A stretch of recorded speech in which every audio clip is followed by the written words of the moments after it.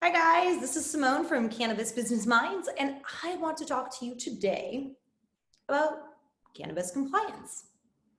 All right, so don't let those eyes roll over or anything like that, because this is such a fundamental part of any cannabis business. And you want to know why? Because it's a requirement. Yep, just like accounting, cannabis compliance is something that you have to implement into your business from day number one, right? You're supposed to have already thought about it when you applied for that cannabis license. But when you actually get in, start opening your doors and start selling to your first customers and receiving product from your vendors, you better have cannabis compliance locked down. All right, so I want to dispel, some common myths for you about what is and what isn't cannabis compliance. Myth number one, your SOP booklet that you had to submit is cannabis compliance. No. Your SOP form, your SOP booklet, your standard operating procedures that you had to write to submit and actually get your application are fantastic tools for you to start building your compliance program, right? But they're not compliance, right? So compliance in a nutshell is allowing you as a business to mitigate, meaning minimize risk in your business, right? So there's a lot of risk that we know exists, right? And so the regulatory body gave you what they believe is their risk, right? So making sure that cannabis is tracked, making sure that you have a security plan and that you follow the security plan, making sure that cannabis is lab tested. All of those are regulatory requirements, right? And so when you start building your compliance program, you start making sure that you have controls, right? Something to prevent or, mitigate the risk of not complying, not following the rules and the regulations set forth by the regulatory body, right? So that's what compliance in a nutshell is. But what we often don't realize is how many regulatory bodies we're dealing with in cannabis. There's so many.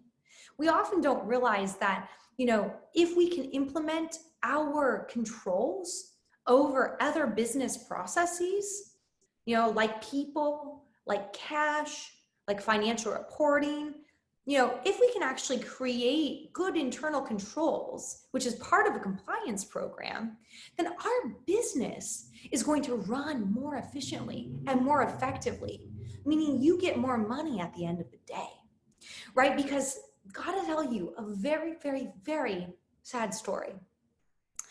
I was working with a business. They came to me because their accounting records, they just didn't match.